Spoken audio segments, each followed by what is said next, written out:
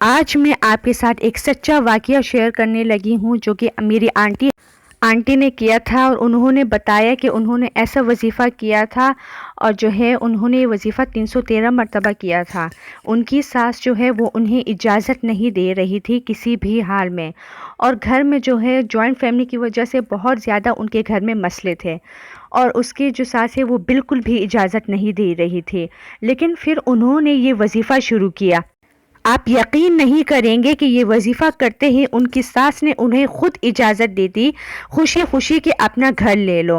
اور یہ ان کا سچا واقعہ میں آپ کے ساتھ شیئر کر رہی ہوں، اور میں آپ کو ابھی تھوڑی دیر میں پہلے میں آپ کو جو ہے ان کا سچا واقعہ پورا بتاتی ہوں، اور پھر میں آپ کو بتاتی ہوں کہ انہوں نے کون سا وظیفہ کیا تھا جو آپ کریں گے تو آپ کی بھی مدد ہوگی۔ آپ میں سے کئی ساری جو ہیں عورتیں ہیں جو مجھے میسج کرتی ہیں، مجھے بتاتی ہیں، مجھے کمنٹس کرتی ہے کہ ان کی ساس جو ہے یا ان کی نندوں کی وجہ سے وہ بہت زیادہ پریشان ہیں، بہت زیادہ مصیبت میں ہیں، انہیں کچھ سمجھ میں نہیں آ رہا۔ کئی پر ایسا ہے کہ ساس اور نندوں کے ساتھ ساتھ شوہر بھی ان کے ساتھ نہیں رہتے، شوہر بھی ساس اور نندوں کے ساتھ مل کر جو ہے بیوی کو ستاتے ہیں، جو کہ بہت ہی غلط بات ہے۔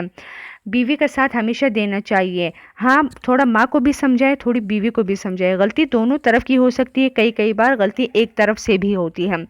دونوں پہلو کو لوگ دیکھتے ہیں تبھی فیصلہ لیتے ہیں، لیکن کئی جگہوں پر میں نے دیکھا ہے کہ ساس نندوں کی جو حرکتیں ہیں وہ بہت غلط ہوتی ہیں، اور شوہر بھی جا کے اپنی ماں بہنوں کے ساتھ ایک ہو جاتے ہیں اور اپنی بیوی کے خلاف پتہ نہیں کیا کیا کر بیٹھتے ہیں۔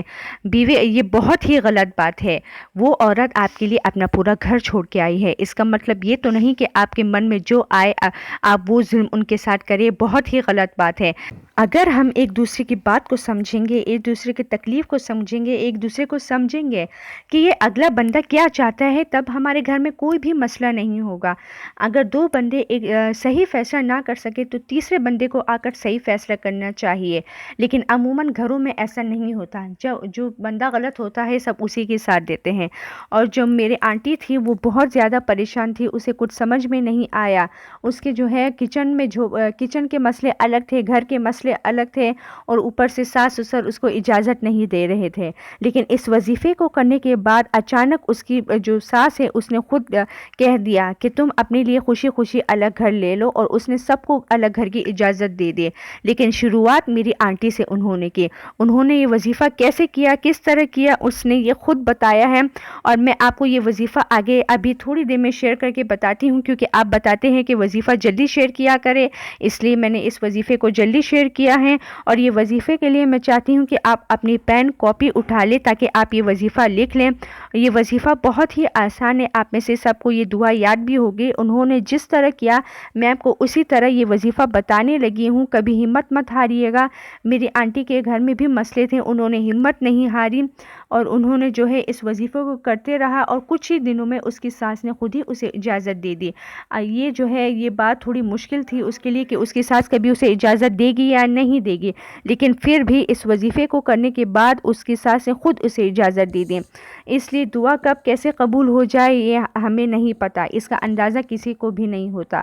تو میں نے سوچا کہ میں اپنی آنٹی کا سچا واقعہ آپ کے ساتھ شیئر کر لوں، کیونکہ میری کئی ساری بہنیں جو ہیں وہ پریشان رہتی ہیں، مجھے کمنٹس کرتی ہیں کہ ان کی ساس ایسی ہیں، ان کی نندیں ایسی ہیں، کبھی کبھار تو شوہر بھی ساتھ نہیں دیتے۔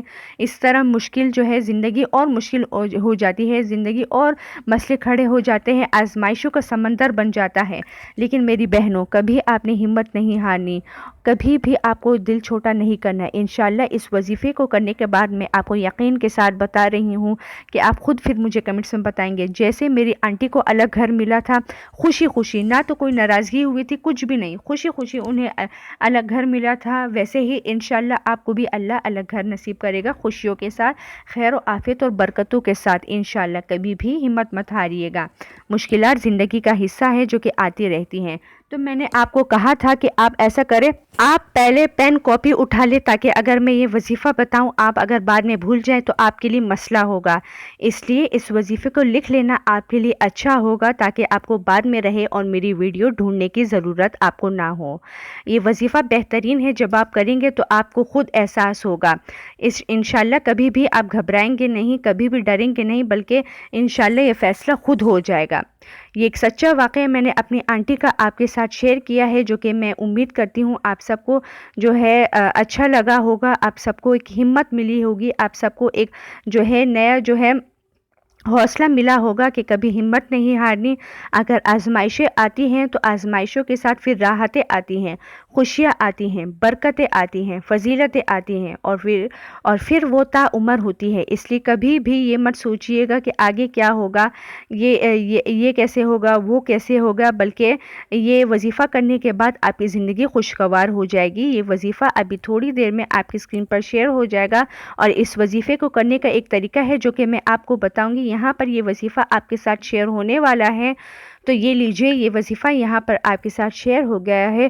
حسبنا اللہ و نعم الوکیل، یہ آپ کو 313 مرتبہ پڑھنا ہے۔ چلیے اب میں آپ کو اس کو کرنے کا طریقہ بتاتی ہوں۔ 11 مرتبہ آپ نے پہلے درود ابراہیم پڑھنا ہے، پھر 313 مرتبہ آپ نے حسبنا اللہ و نعم الوکیل پڑھنا ہے۔ جب آپ 313 مرتبہ یہ پڑھ لے، پھر آپ کو 11 مرتبہ درود ابراہیم پڑھنا ہے۔ اس طرح آپ کو پڑھنا ہے، اور اس کے بعد جو دعا کرنی ہے اس کا طریقہ پہلے آپ سن لیجئے۔ اس طرح جب آپ دعا کریں گے تو آپ کی دعا لازمی قبول ہوگی۔ سب سے پہلے آپ کو اللہ کی تعریف بیان کرنی ہے، جیسے کہ سورہ فاتحہ یا سورہ اخلاص، پھر ایک بار آپ کو درود ابراہیم پڑھنا ہے، پھر اس کے بعد آپ کے دل میں جو بھی دعا ہے آپ کو وہ دعا مانگنی ہے۔ لیکن یاد رکھیے گا، دعا مانگتے وقت سب سے پہلے اپنے لیے اور اپنے گھر والوں کے لیے خیر مانگیے گا، کیونکہ جس چیز میں آپ کی خیر ہوگی، آپ کے گھر والوں کی خیر ہوگی، وہ چیز آپ کے لیے بہتر سے بہترین ثابت ہوگی۔ پھر ایک بار درود ابراہیم پڑھ کر اپنی دعا کو مکمل کیجیے گا، کیونکہ یاد رکھیے گا درود ابراہیم کے ساتھ کی گئی دعا لازمی قبول ہوتی ہے۔ اس لیے وظیفے سے پہلے اور آخر اور دعا سے پہلے اور آخر میں جو ہے آپ نے جو ہے درود ابراہیم پڑھنی ہے۔ دعا میں پہلے اللہ کی تعریف، پھر درود ابراہیم، پھر آپ نے دعا مانگنی ہے جو کہ آپ کے دل میں ہے، لیکن اپنے لیے اپنے گھر والوں کے لیے پہلے خیر مانگیے گا، پھر دوبارہ درود ابراہیم۔ اس طرح آپ کریں گے تو آپ کی دعا لازمی قبول ہوگی، لازمی قبول ہوگی۔ اور یہ وظیفہ اگر آپ ہو سکے تو ظہر کی نماز کے بعد کیجئے گا، لیکن پھر بھی اگر آپ کو ظہر کی نماز کے بعد ٹائم نہ ملے تو آپ اسے کسی بھی وقت کر سکتے ہیں، لیکن ظہر کی نماز کے بعد یہ آپ کے لیے بہترین ثابت ہوگا۔ امید کرتی ہوں آپ کو میری یہ ویڈیو پسند آئی ہوگی۔ اگر پسند آئی ہے تو اسے لائک کیجئے، شیئر کیجئے اور چینل کو سبسکرائب کیجئے، اور مجھے کمنٹس میں بتائیے گا کہ آپ کو اور کس ویڈیو کی ضرورت ہے تاکہ میں اس پر ویڈیو بناؤں، اور مجھے کمنٹس میں یہ بھی بتائیے گا کہ آپ کو یہ ویڈیو کیسی لگی۔ تب تک کے لیے مجھے اجازت دیجیے، اور میرے ویڈیو کو جو ہے دیکھ کر آپ جو ہے کمنٹس میں بتائیے گا کہ آپ کو پھر انشاءاللہ کہ آپ کو یہ ویڈیو کیسی لگی، اور آپ مجھے خود کمنٹس میں بتائیں گے کہ بہترین ویڈیو ہے۔ السلام علیکم ورحمۃ اللہ وبرکاتہ۔